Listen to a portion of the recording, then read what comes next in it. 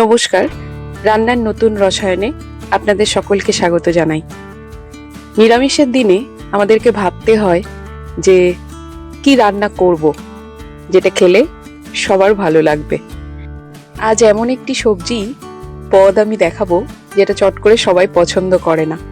হ্যাঁ, কাঁচকলার কোফতা কারি বা কাঁচা কলার কোফতা কারি। এই কোফতা কারির জন্য কি কি লাগবে চলুন দেখিনি। প্রথমে দুটো কাঁচা কলাকে আমি মাঝখানে এক ভাগ করে এরকম দু টুকরো করে নেব।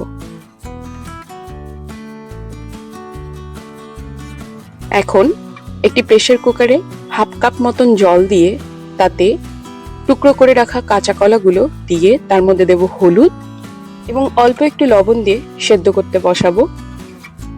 এবার রান্নার জন্য আমার একটি গুঁড়ো মশলা লাগবে। তার জন্য এখানে নিয়েছি ধনে, জিরে, শুকনো লঙ্কা, গোলমরিচ, লবঙ্গ, এলাচ, দারচিনি।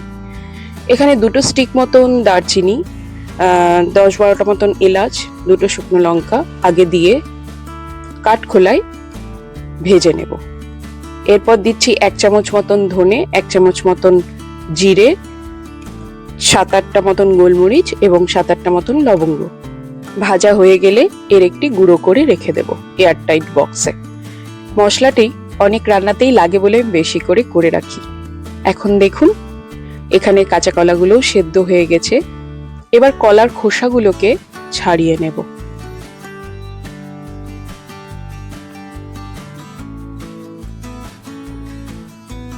খোসা ছাড়ানো হয়ে গেছে।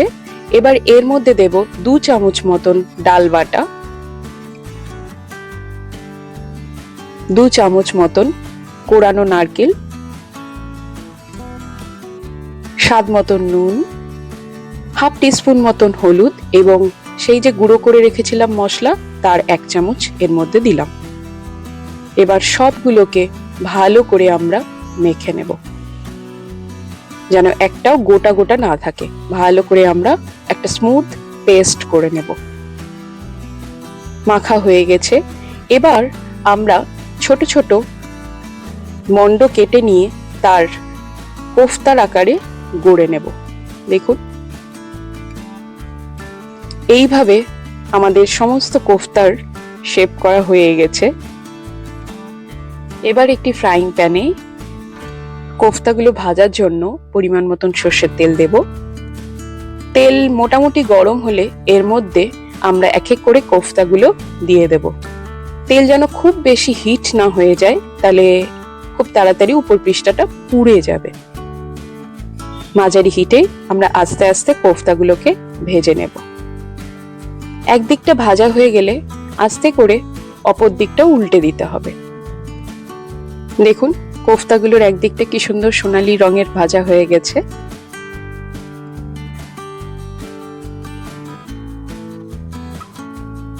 সমস্ত কোফতাগুলোকে উল্টে দিয়ে ভালো মতন ভেজে তুলে নিয়েছি। এবার একটি বড় আলু নিয়েছি। আলুর লম্বালম্বি ভাবে এক ফাঁক করে তার 12টা মতন টুকরো আমরা করে নেব।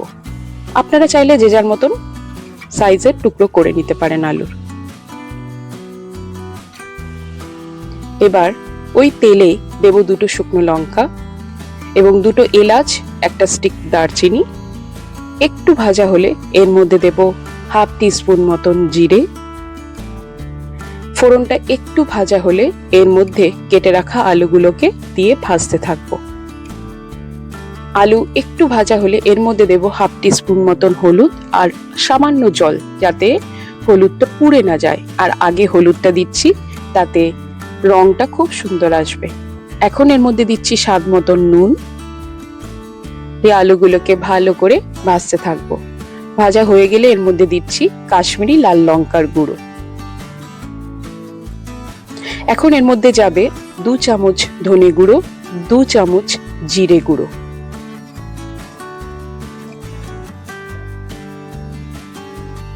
সব মশলা দেওয়া হলে আবারও ভালো করে আলুর সাথে মশলাগুলোকে ভাজতে থাকবো। এখন এর মধ্যে যাবে 1 চামচ আদা বাটা এবং সামান্য জল। মশলাগুলোকে আমরা মাঝারি হিটে ভাজতে থাকবো। সব মশলা ভালো করে ভাজা হয়ে গেছে, দেখুন তেল বেরিয়ে এসেছে। এখন এর মধ্যে 1 টিস্পুন মতন ঘি দিলাম, গন্ধটা খুব ভালো বেরোবে। এখন এর মধ্যে যাবে 2 চামচ মতন ফ্যাটানো টক দই এবং ছোট চামচে 2 চামচ মতন কাজু বাটা। আবারও ভালো করে আমরা কষিয়ে নেব। দেখুন খুব সুন্দর তেল বেরিয়েছে। এখন এর মধ্যে দেব বাটা গরম মশলা, তার মধ্যে রয়েছে 2টো এলাচ, 1টা স্টিক দারচিনি, 2টো গোলমরিচ এবং 1টি লবঙ্গ। ভালো করে মশলা থেকে তেল বেরিয়ে এলে এর মধ্যে দেব পরিমাণ মতন গরম জল। আমি এর মধ্যে 250 গ্রাম মতন গরম জল দিয়েছি। এবার ঝোল মিনিট খানেক ফুটলে এর মধ্যে ভেজে রাখা কোফতাগুলোকে আমরা দিয়ে দেব। কোফতাগুলোর মধ্যে ঝোল ঢুকে কোফতাগুলোর সাইজ বিশাল বড়, একদম রসগোল্লার মতন হয়ে যায়। ঝোলের রঙও দেখুন কি অসাধারণ এসেছে। মিনিট 2 মতন আমরা কোফতা দিয়ে কারিটাকে ফোটাবো। ব্যাস, আমাদের আজকের কাঁচকলার কোফতা কারি একদম রেডি। গরম গরম ভাতের সাথে এই অসাধারণ স্বাদের রেসিপিটি একবার ট্রাই করুন, দেখবেন আপনাদের ভীষণ ভালো লাগবে। এই রেসিপিটি আপনাদের কেমন লাগলো অবশ্যই কমেন্ট করে জানাবেন। ধন্যবাদ।